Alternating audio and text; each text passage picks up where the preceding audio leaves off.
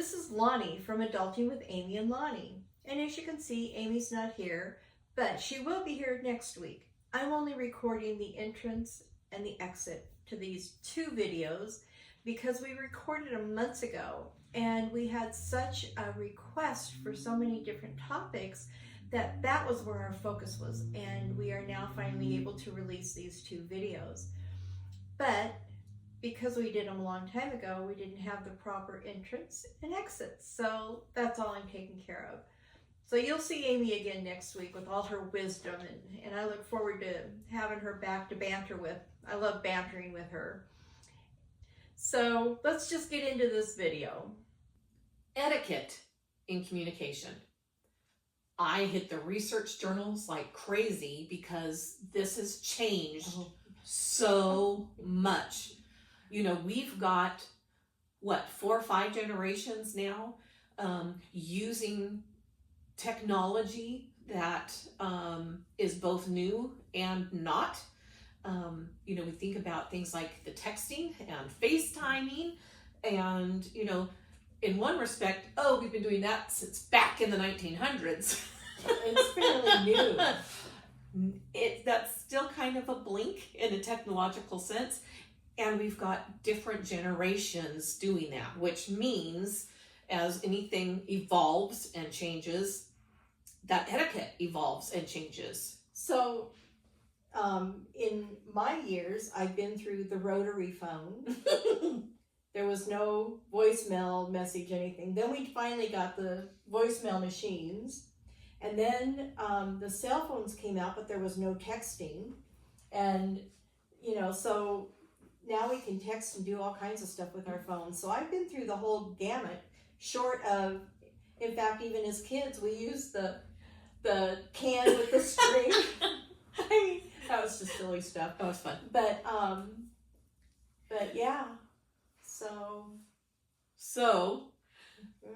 there has in fact been published Etiquette for Communication 2024.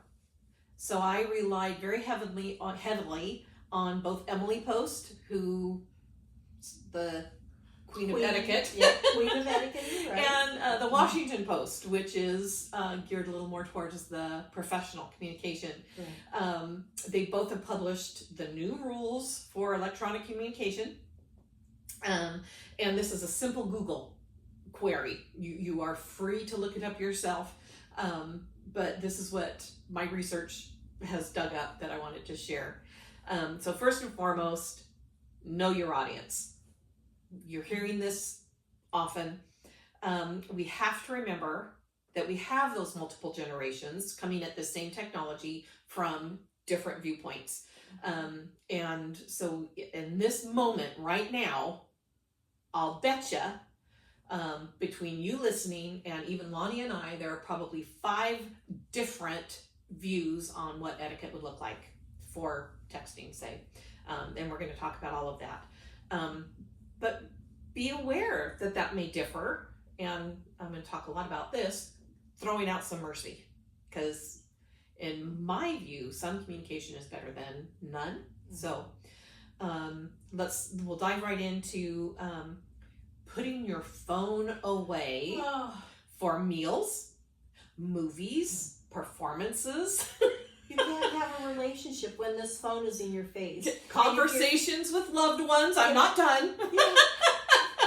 When you do that, when you put that doggone phone away, you're not annoying Lonnie.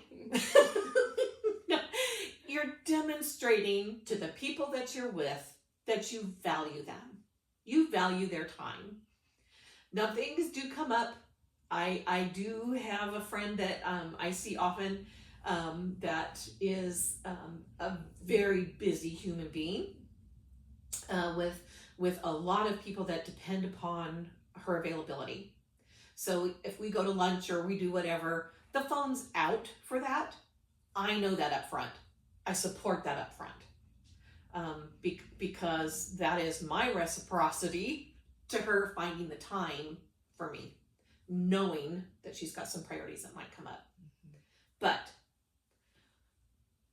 put your darn phone away when you're with somebody. If you're waiting for the babysitter to call, those types of things are different. There might be reasons why you have to have it out, but in general, there was a time when we didn't even have them. Yeah. When you had the rotary phone. So know your timing, read the room. That's kind of a goofy expression, but I think we all know what that means. Simply being aware of what we're talking about, where, when. I want to be careful. Take a breath. If something you've heard or been texted or called is emotional, take that breath.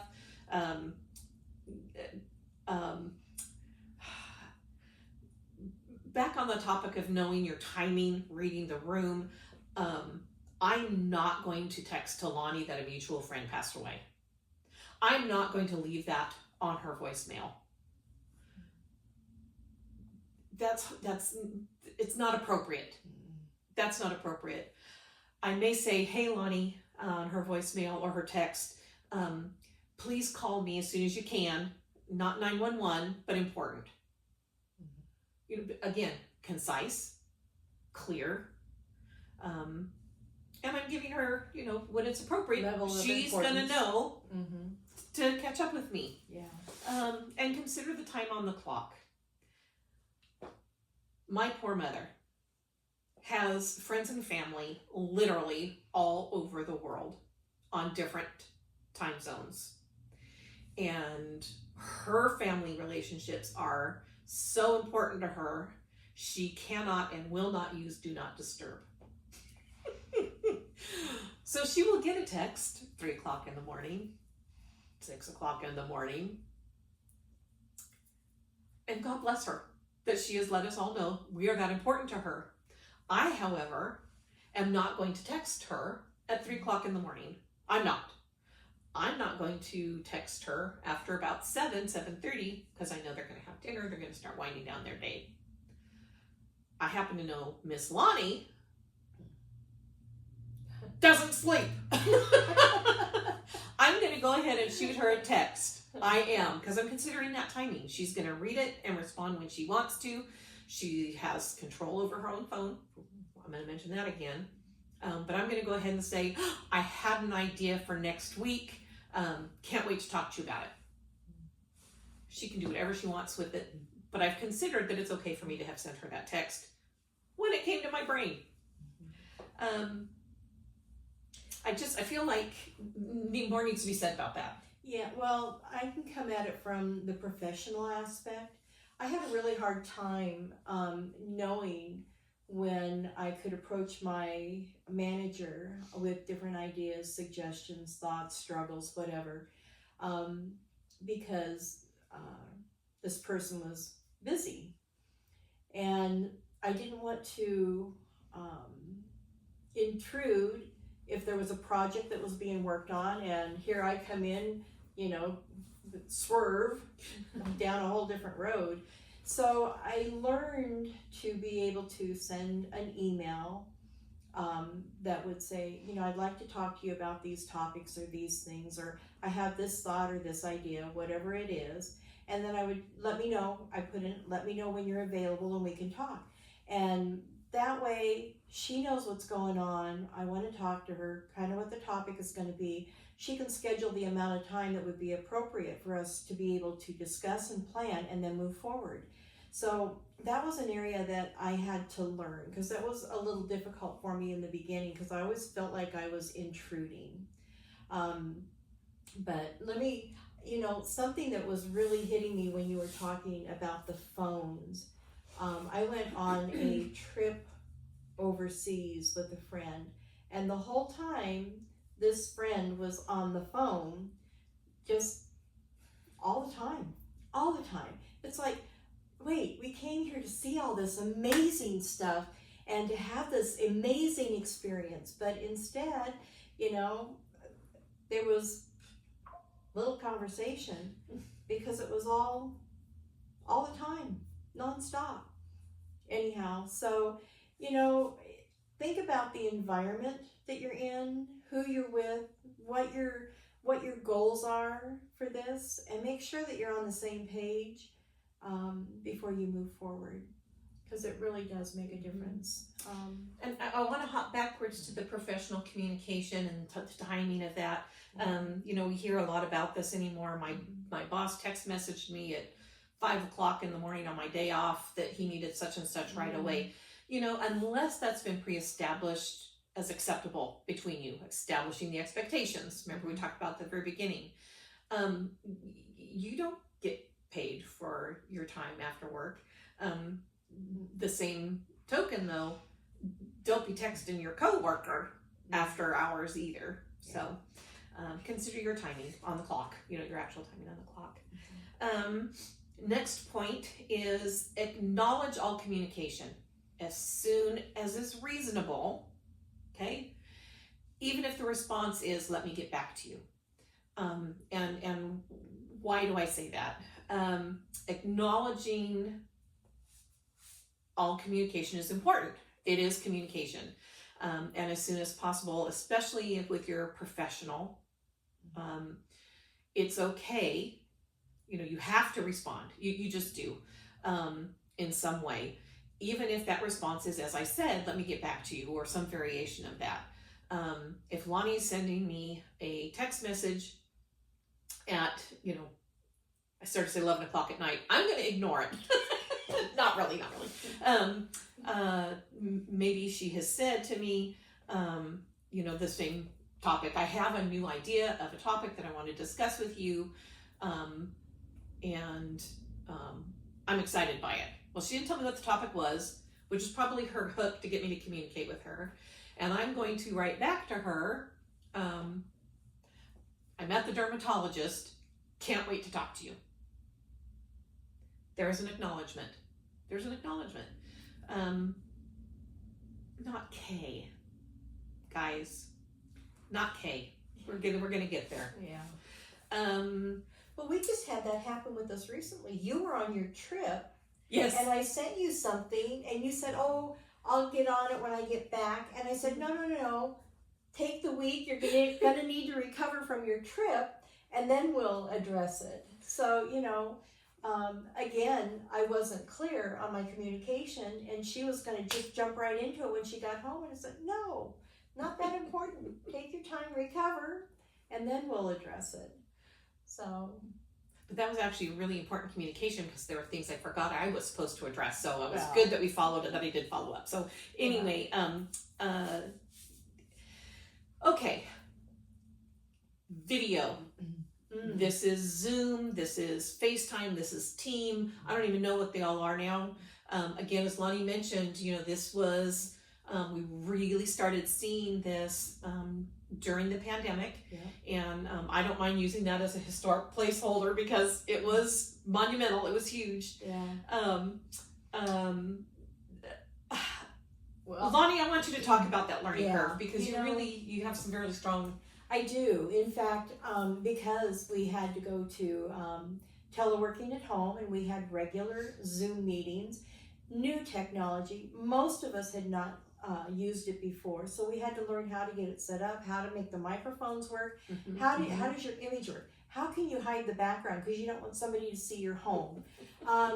Language barriers. Now you've got people with language barriers and technology issues. I mean, so you need to have additional compassion for that. A pet peeve of mine that came out real quick was, you would hear dogs barking and kids screaming in the background, and here you're trying to have a professional meeting. And anyhow, again, you learn that the facilitator can mute everybody all at the same time, and then all you have to do is raise a hand if you have a comment, and then it kind of keeps things in order, keeps things flowing. There's not all the distractions. I mean, it was a huge learning curve going through that process. But guess what? We did it. You know? We did. And we learned, you know, maybe the moderator isn't doing the muting. Yeah. You can mute yourself. But if you're not speaking, use your mute function. That's the first thing I do is when I'm on a video chat of any kind, is I make sure that when I'm logged in that I'm muted. That's just the first thing I do. Because I think it's rude, really, to the speaker and the audience to have all these distractions going on. I mean, I've heard conversations that should not have been heard. I have deleted people from groups that I was moderating. So just the only thing is just be aware. If you're going to go into a group meeting, make sure that your mute button is hit before you embarrass yourself. And talk about embarrassing yourself. Make sure that your phone is propped, or your screen is, secured so it's not wiggling. Make sure that your face and your upper body are in that. Make sure that you're gesturing higher so it can be seen. Because if we're, if all you see is, my cute little face, and I'm down here going, da da da da da da da, do it up here, da da da da da da, so that your gestures can be seen. That's a form of communication, and so there we are. Yeah, that's all I have to say about that. Email, professional email. Okay, professional email. Proofread. Both your content and your recipients. We've all heard the horror stories and may even have one of ourselves where that funny little inner office joke that I shouldn't be sending in the first place was meant for Lonnie and went to the CEO. Yeah. Proofread. Well, and I've been real big because my mind spins so fast that I can't keep up verbally or typing wise. And so I'll type a draft and then I'll have to go back and revisit my draft and make edits, but then I'm going to have to reread and rewrite that. And it probably takes me about 4 times going through it before I actually send it. And, we're all different. We all have our different ways of, our brains work, and mine works faster than I can keep up with. So that has always been, and still I have made some mistakes, especially with texting. I'll be texting and I'll be saying we something. Well, my daughter's name is Wendy, and I've noticed that lately when I type in we, Wendy's name pops up. So I have sent a couple of text messages that should have been we are going whatever we are, and instead it's Wendy R. Like, wait a minute. Okay, I've got to pay a little more attention to this. So, yeah, things get away from you. Things are constantly changing, so you constantly have to pay attention. I'll fast forward to the texting just a little bit, and that is, yes, check autocorrect. I had a friend that I was trying to address in her text, and the autocorrect wanted to change it to drunkard. Her name to drunkard. Oh. Hey, drunkard. So anyway, check your autocorrect, but use emails. Check it in emails and on your phone. Yeah, this is what I was getting to. Yeah. Use the review. Use the spell check. In your professional email. Just also be concise. Be clear about any requested follow up. Be very clear. This is the same. We talked about this already. Lonnie, I need your estimate by 3 p.m. on Friday so I can send it on. If you are sending an attachment, state that in the body of the email, because I hear all the time from people, well, I didn't get that. It was an attachment. And sometimes, I've got one person in particular that's really doesn't read the email, scans for what they want and moves on. And so I said, well, it does say, please see attached. And you can even be more specific than that. Hey, Lonnie, please see attached. It's those transportation estimates that you asked me for. Include a professional signature if appropriate. Now check with your company, because some companies are very specific. You have to use this logo in this format.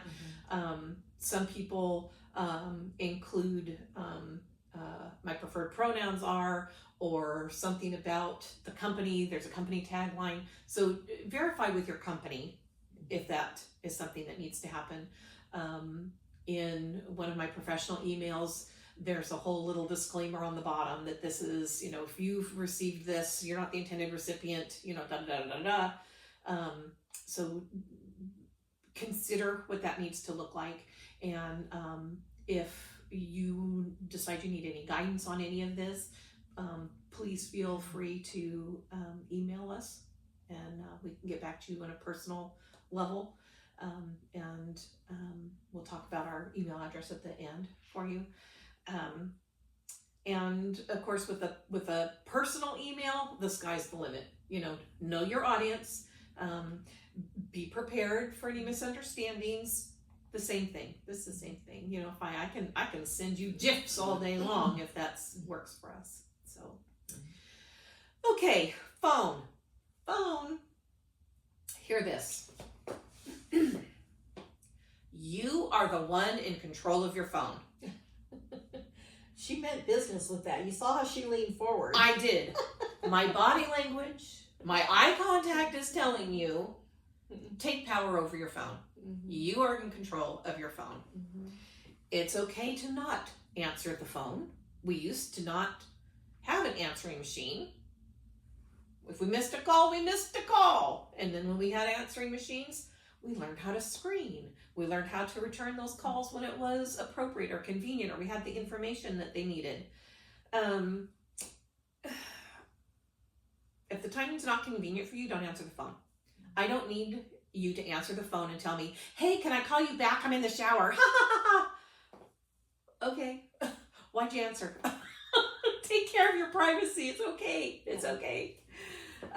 So Heather Kelly wrote for the Washington Post. Remember I told you in the very beginning. Mm-hmm. She wrote, I like this quote, so I'm gonna actually read this quote so I don't botch it up. Phone calls aren't dead. While hopping on the phone may be less common or involve more planning than it used to, it's still a wonderful way to communicate. Talking to a person in real time can strengthen relationships, improve mental health, and lessen loneliness. End quote. If I can add to that. Always. I like phone calls because a lot of times you can be more clear. Mm-hmm. And sometimes for what I'm trying to say, it'd be too long and people aren't going to want to read it. So I'd rather get on the phone and say blah, blah, blah, and they'll say, well, do you mean this? And I'll say, no, really, I'd like it like this, if that's okay. Oh, okay, I get it. End of discussion.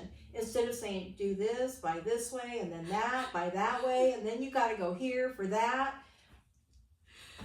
Phone call, right to the point, and we're done. I will tell you, Lonnie and I have experienced this between us a couple of times where I text, she texts, I text on the topic, and then all of a sudden there's no response to the text, but the phone's ringing. Enough. Let's just cut to the chase. Yeah. If you do receive a voicemail, unless you're directed otherwise, return the call. Return the call. Unless they say, hey, Lonnie, it's Amy. I'm just checking in. No need to call me back. Okay. You're just checking in. You got nothing. I'm not going to bother calling you back. That was nice that I get to know you were thinking of me for that reason. In that moment for some reason. Return a voicemail. Return a voicemail. Somebody's reached out on the phone, reached back on the phone. This is that knowing their communication style. Responding to their communication style. Yeah, and we're talking professional and friends and family. Yes, all the above. We're not talking spam and all that. Oh, no. Although I do have a friend that once told a telemarketer, can I get your home number so I can call you back when you're eating dinner? Okay, so this is new. This is new for me. This is something that I learned in the course of developing this to share with you. So I got a little adulting happening here. Etiquette is saying, consider sending a text before a call. Are you free for a chat? When is a good time to chat? Or I know that you wanted to catch up on this. I'll be free after 4. Well, and just for an example, I'm retired, and a lot of my friends and family aren't. So I will shoot a text and say, "Call me when you can," or "I've got this going on, need some help. Let me know when you're available." Just during the day, I know better, and I'm working on getting better at it because I'm not 100%. But I'm trying to respect, the people when they're at work, because they've got their mind on where it should be, on their work. That's what they're getting paid to do, not to respond to me. And So. it's exactly, and something that's come up post-pandemic, there is a tie-in here. It has become stressful for some people to receive an unsolicited phone call. Again, with the Washington Post, what they had said was, the quote was, "Calling someone without warning can feel very stressful for the recipient." And, piggybacking on that, unless you really know who you're calling, don't FaceTime randomly without saying, "Hey, can you have a minute to FaceTime?" Yeah. Just as a courtesy. So, anything else about that? No, that's pretty much Okay. it. Okay. Just what I shared. Sure. Okay. One of my pet peeves. We've all seen this. We've all heard this. We've all been actually it's almost a verbal assault. Unless you are receiving CPR instructions, don't use the speakerphone in public. Please don't use your speakerphone in public. It's rude. It's rude to the people around you. If we're standing in line at the post office, I don't want to hear your disagreement with your mother-in-law over who was supposed to pick up the children. I just don't.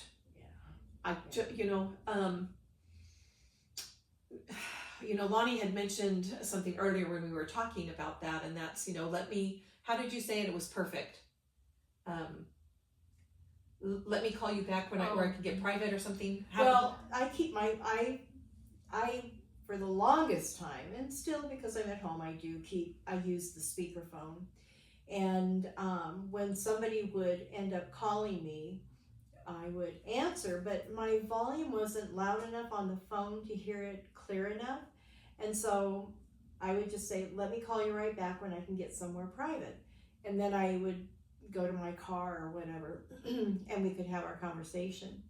But I've also recently bought me a set of a headset because I can't do the earbuds. They hurt my ears. Oh, you delicate flower. I know. But the ones I have, they go right and they sit right on top of the ears, and they are comfortable. I can wear them all day long, and that way nobody has to hear the conversation. However, you still want to be cautious because there is a one-sided conversation that people will hear if you're, out there in the grocery aisle and somebody's called you and you've got your headset on and you're carrying on this conversation. You still want to be mindful of where you're talking. If you're talking to your boss on speakerphone while you're shopping, and now you're in the checkout line, don't be in the checkout line. Step aside, finish the conversation with your boss, and then go to the checkout line. There's all the etiquette is saying, save your speakerphone. Your speakerphone is not for public. And I did say that about CPR for a reason. There may be times where that's very important. Mm-hmm. Maybe you need speakerphone because you're having a group meeting and this is the only way you can all be present. So, as with anything that Lonnie and I have to share, use your own discretion. What I have read and discovered and researched and what Lonnie's experience is not what you've read, researched, and discovered. So while we're hoping we're sharing something, use your own discretion. You may think of a perfectly logical reason why you need your speakerphone in public that isn't, disruptive. So, okay, enough harping on that. The texting thing, and this is really where we're going to wrap it up. This is kind of the end of it. So Heather Kelly wrote from the Washington Post, keep in mind that different generations have different comfort levels with texting. This is all her quote. Your grandma's insistence on signing her name to every message may be unfortunate, but it's not a big deal, Lonnie. I actually, when I send my text, I have 3 little flowers, light pink and a darker pink. And I end all of my text messages with that. It's kind of like my logo or my identifying factor. It's your brand. I was born in Hawaii, and I like the whole tropical floral. Well, yeah, can you tell? Anyhow, so yeah, I do that. So people have to deal with my 3 flowers. I'm not old grandma. I'm not signing my name, but I am doing my 3 flowers. So going back to the quote, try to avoid any shorthand your recipient won't understand, and have grace when your dad sends a winky face. Okay, Amy, emoji fan. Yeah. I get a kick out of the emojis. Sometimes it's very clear that I'm being humored. I like emojis too. I have to say I do like emojis too. And we've been hearing a lot recently that there's a whole generation that thinks that certain punctuation marks are rude. That ending a text with a period, they find that rude, aggressive. Certain emojis have different connotations. For example, the thumbs up, all us Gen Xers use the thumbs up because that's like, way to go, that's right, I get it, okay, it means a lot, but there's apparently a influx right now, not influx, that's the wrong word, but a train of thought right now that there are those who really see that more as the middle finger. So we need to be aware of how dramatic some of our texting differences are. Another quote that I loved. Before you Sure, go there, of course. I was going to say, regarding emojis, sometimes a phrase can sound a little harsh, but if you add a smiling emoji, it implies that there's no. I agree with you. Yeah, it implies that there's no seriousness to it. It's just a fact, but you're having fun with it. Mm-hmm. The other thing I wanted to say, when you're talking about the short Yes. hands, we know about ROFL. That was around verbally for back years. in our day. And so that's rolling on the floor laughing. Okay, TMI, too much information. We verbally have been sharing that, but now you find these. It's ICYMI. What does that mean? I mean, you can put whatever word you want in it, but it means in case you missed it. Or TLDR. What? I never heard of that one. Well, too long, didn't read. So, be really careful with what shorthand cuts that you're using in your text messages and who it's going to, because a lot of those I would have to look up on Google to find out what they mean. Yeah. So, or I would just ask, when my grandchildren text me, if there's something like that comes across, I respond with, teach Grammy. I look it up on Google. Well, yeah. Do it. Yeah. Oh, so my be goodness. aware. Just be aware. Yes. I'm sorry. Go ahead. This is our deal. Yeah. It's a we. Yeah. Not we for Wendy. Okay. So what did Tatum Hunter say? Tatum Hunter wrote, this one's hard for me. This one's very hard for me. Quote, we're done fighting over capital letters and punctuation. Sorry, sticklers. This ship has sailed. A good text makes sense to its recipient, but that shouldn't require consulting a SAT grammar workbook. She says she's happy when someone reaches out, even if their style of texting is totally different from hers, skipping the capitalization or leaving off a question mark doesn't denote a lack of respect. I'm going to take a little tiny bit of exception to that in that I want to go back to know your audience. If I'm texting with my mom, my style is to use grammar and punctuation. If I'm texting with my grands, I do my best to match their style. Know your audience. So here's my question to that. I have a little bit of It's against my nature, it hurts. well, I'm thinking if you don't use punctuation marks, how do you know when a sentence ends? It's just going to all read on. If you don't use a question mark, how do you know they're asking a question? I mean, the punctuations are important to express the meaning of what the sentence is. And if it's not a sentence, it's just a bunch of words, I mean, that doesn't make sense to me. We're old. Of course, I could be old school. Maybe I'm, well, I am old school. I said we are old school.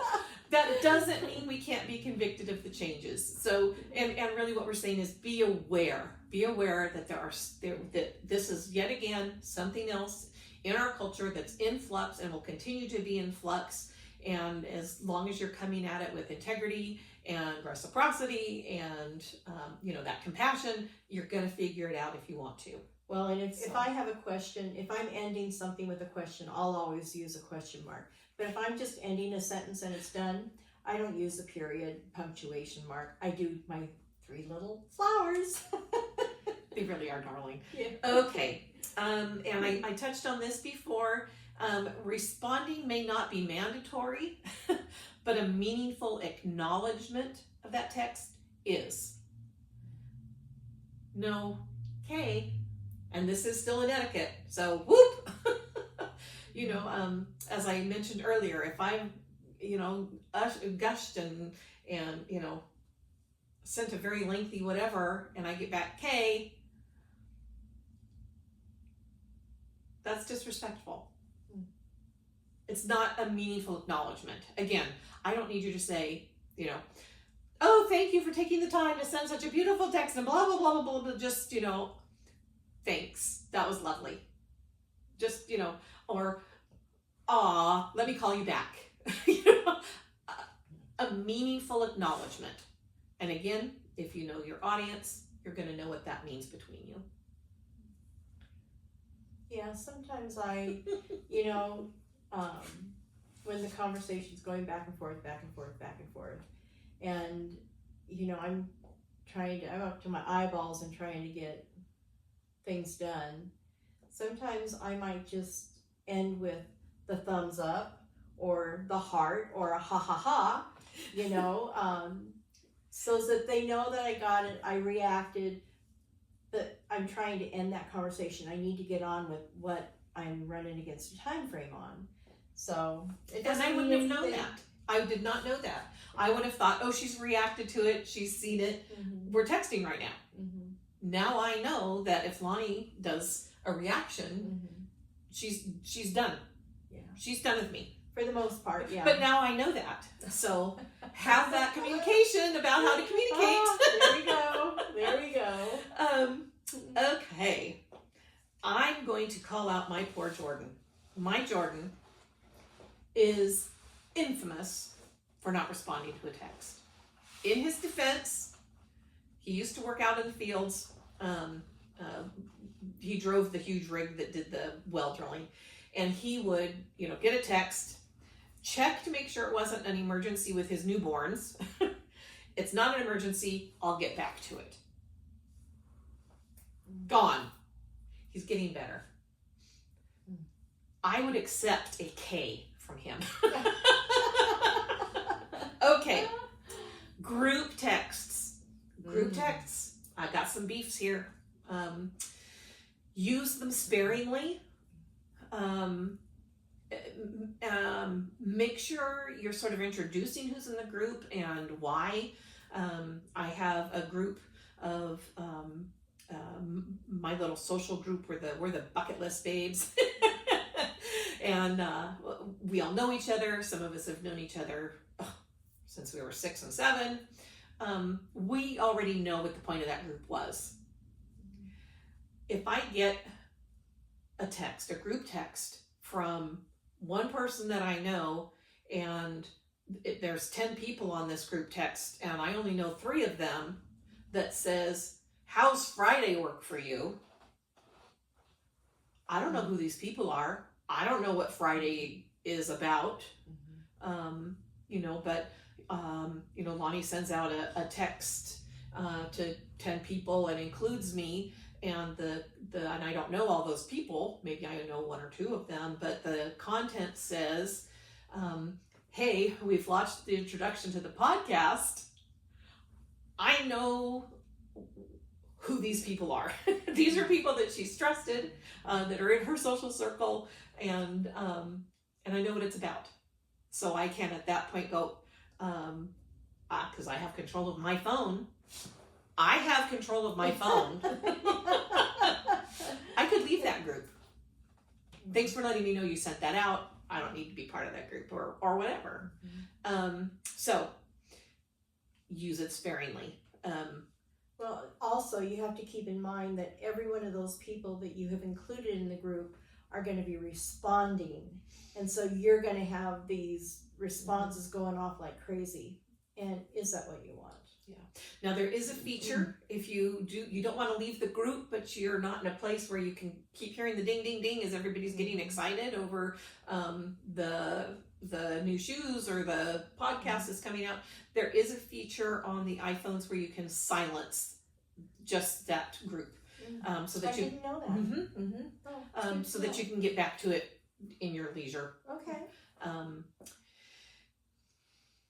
Also, we covered a lot of material. yes, the last little tidbit, which is the same tidbit, proofread what you send.